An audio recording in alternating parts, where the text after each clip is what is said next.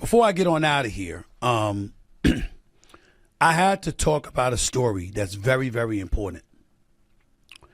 And albeit indirectly, it involves Caitlin Clark, the Department of Justice. Is this still basketball, or did the rulebook get quietly replaced by a shrug? That is the uncomfortable question hanging over the WNBA after months of hard hits, louder silence, and the creeping sense that something bigger than sports is now in play. Viewers keep asking why the league's most valuable draw can take an off-ball shoulder, a dead ball shove, and a forearm to the ribs with barely a whistle. The bigger question is why the people in charge seem fine watching it happen again and again. When on-court chaos meets boardroom quiet, another player steps onto the floor. Public pressure. And lately, it is not just fans. It is senators, columnists, analysts, and the ever-watchful world of federal scrutiny. This is not about painting villains or writing fan fiction. It's about asking whether rules are applied fairly, whether leadership responded when they should, and whether a league that wants primetime treatment acted like it deserves primetime trust. Here is where the conversation stopped being polite. A blindside bump away from the ball. A shoulder thrown when no play was unfolding. Another collision that sent a clear message. We can test the line and the whistle might not come. One instance invites debate. Two, looks careless. A series begins to look like a strategy. Fans clip these moments from broadcasts and watch them on loop. Not to celebrate them, but to ask a simple question. Since when do we allow this? And what exactly is the penalty? What made it worse was not just the contact. It was the reaction, or rather, the lack of one. No quick ejection to make a point. No next day. Sophie Cunningham told the Wall Street Journal she's Caitlin Clark's teammate, the Indiana Fever. The star player of the league is not being protected. Rebecca Lobo, analyst, ESPN. What does she say? Every single one of those plays against Caitlin Clark has been a foul. Dick Vitale, winning 1.29 million All-Star votes, came in for Caitlin Clark, yet she was ranked 9th among guards on a player ballot. Quote, absolutely pure jealousy that the WNBA players voted Caitlin Clark the 9th best guard. Someday they will realize what she has done for all of the players in the WNBA. Chartered planes, increase in salaries, sold out crowds, improved TV ratings, etc. And they ain't lying.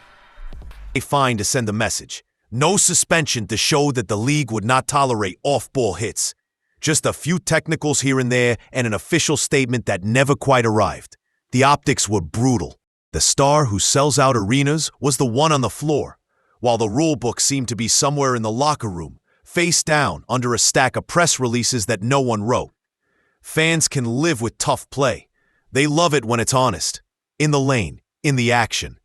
What turned stomachs here was the timing. Dead balls, delayed bumps, rear hits where the target never saw it coming. Those are not basketball plays. Those are invitations to escalation. And escalation is exactly what happened, not just on the court, but across the country. Clips went viral. Commentators split into camps. Some said, welcome to the league. Others said, welcome to a problem. The league's biggest asset suddenly looked like its biggest liability, and the scoreboard was not the only thing people watched. But that was not the whole story, because the next chapter arrived from somewhere no one expected, the business page. It's one thing when fans argue on social media. It's another when a major financial outlet says the quiet part out loud, that the pattern here might not just be ugly, it might be legally risky. An opinion piece framed the situation in sharper terms than the league probably wanted, asking whether allowing repeat.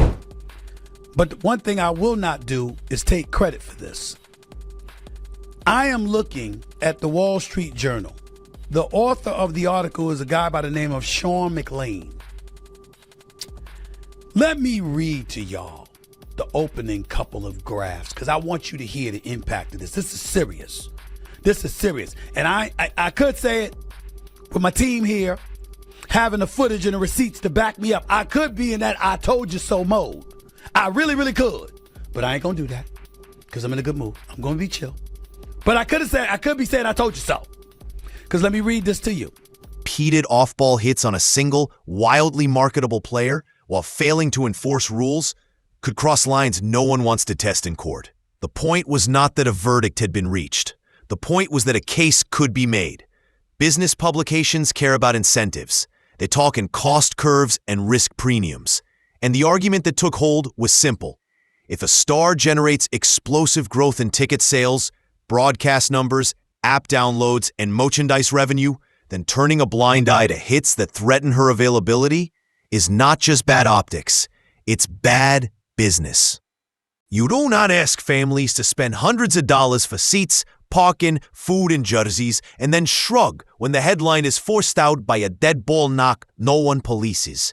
Once the conversation shifts from, is that a foul, to is that a liability, you're not in a basketball debate anymore.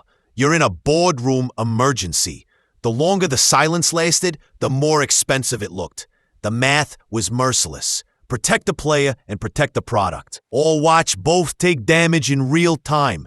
And just as that argument settled in, another signal appeared from a building where silence means the opposite of calm. A congressional office. But that was not the end, because politics has a way of amplifying whatever sports cannot contain. Letters go to leagues all the time. Most are ceremonial. Some ask for data. This one read like a temperature check with consequences.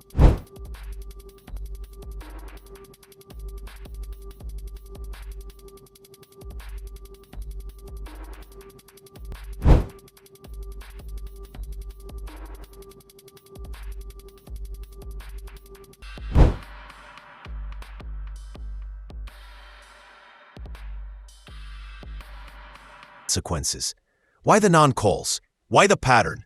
Why the lack of meaningful discipline after multiple off-ball incidents? The request was not for special treatment. It asked for basic professional parity. Call the game by the book and protect the players the same way you protect any other star in any other league. Once federal attention circles a sports issue, the margins tighten. Words in press conferences turn into exhibits. Vague phrases become timelines. We will review becomes show us what you reviewed and when. Leagues do not fear microphones. They fear discovery. If you ever watch the difference between a hot take and a sworn statement, you know what happens when the latter arrives. People get specific. Dates appear. Memos matter. The presence of Washington did not mean that a gavel was dropping. It meant a clock started. If the league acted decisively, imposed structure, and clarified standards, the storm could pass. If the next week looked like the last month, the storm would grow. And while that timer ticked, the country's debate stage warmed up. Because in a polarized era, a story about protecting a wildly popular athlete can energize a lot of people and anger just as many. Yet even that was not the pressure point that cut deepest, because the dollar figure attached to one player's impact was too big to ignore. Arguments bounce off opinions. Numbers punch through. The arrival of a single star moved revenue needles that had been stubborn for years. Merchandise sales jumped. Ratings climbed. Team valuation estimates rose. League Pass signups spiked. App engagement shot up. Sponsorship value expanded. How personal endorsements crossed into 8 figures. It is not an exaggeration to say that one player altered the slope of the league's growth curve in a single season.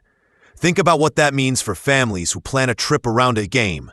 A parent buys 2 jerseys for kids who have a favorite player for the first time in their lives. Someone pays premium prices to sit in a bigger arena where the game was moved to meet demand.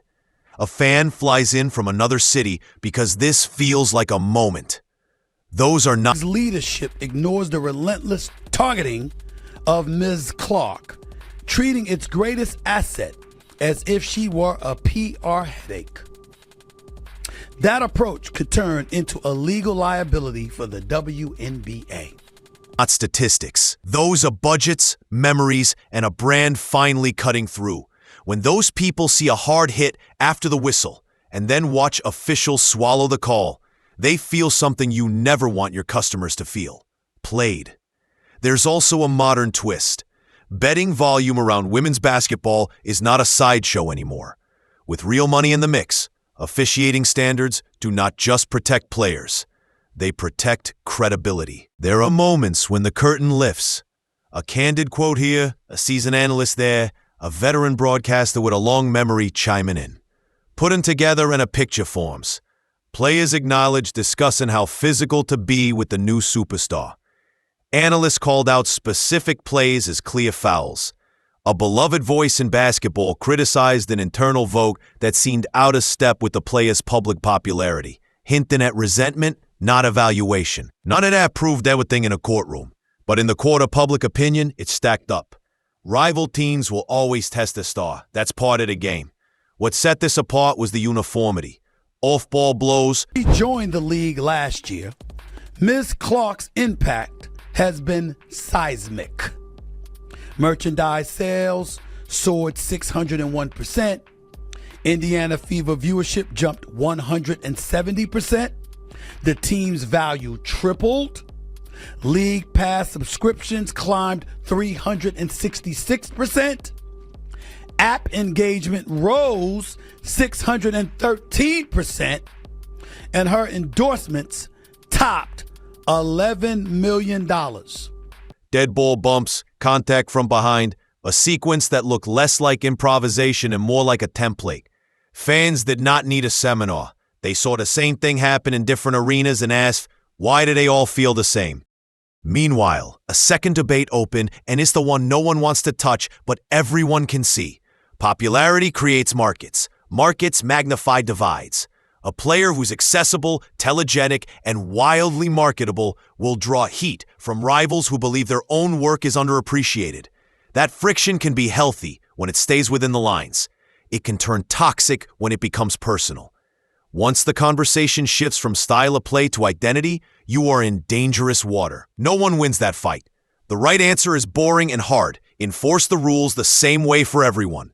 That is how you protect the game from culture wars it did not ask to join.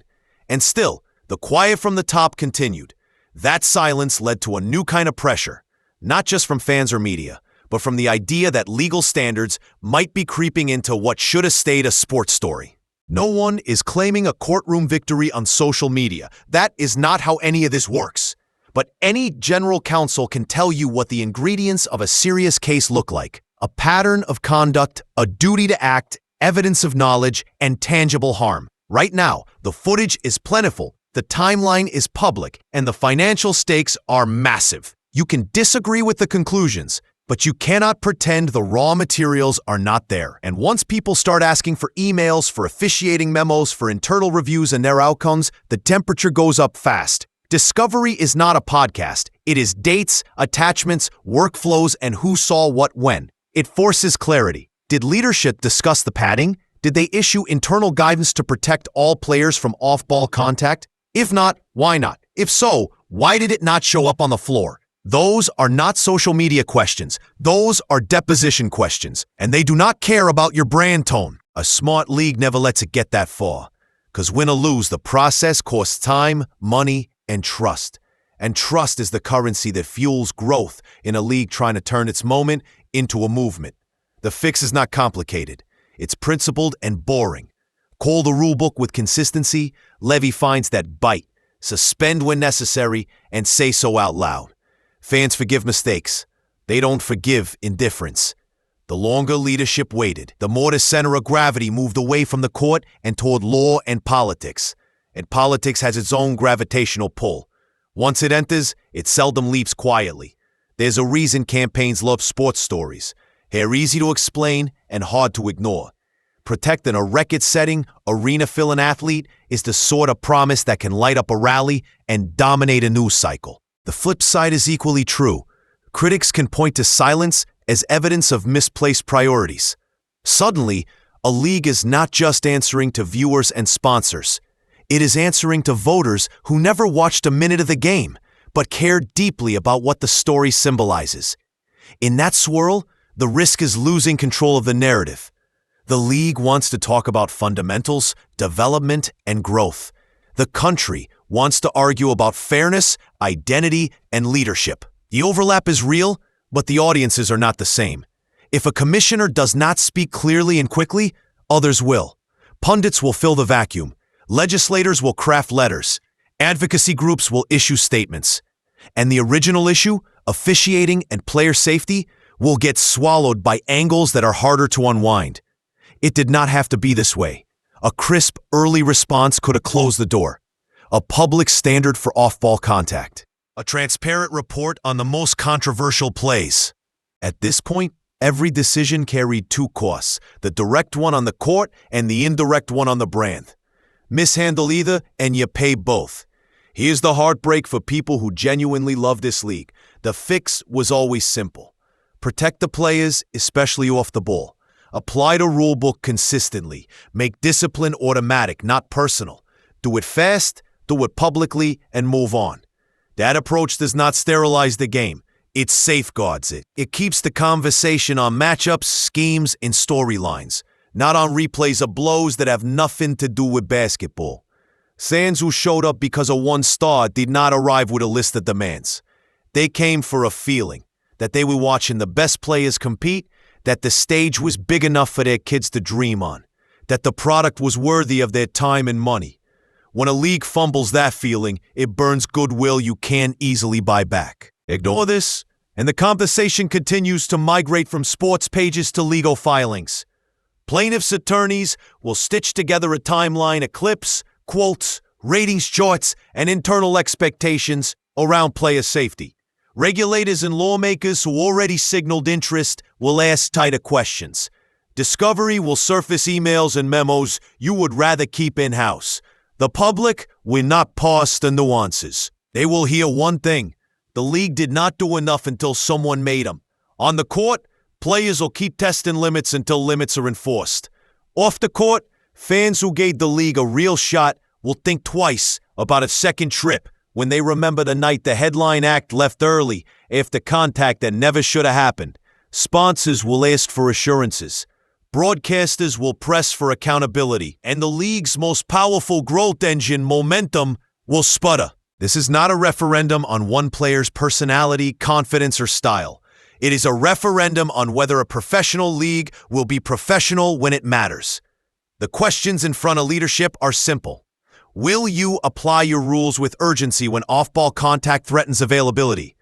Will you discipline with consistency rather than with excuses? Will you explain your decisions clearly enough that fans, players, and partners trust the process even when they disagree? If the answer is yes, this story becomes a lesson, a rocky stretch that forced the league to grow up fast. If the answer is no, the lesson will be learned somewhere else, in a hearing room, in a courtroom, in a sponsor's boardroom, or in the quiet of a family deciding to spend its entertainment budget somewhere safer. Because in the end, there are only two real choices: a standard everyone can see, or a storm no one can stop.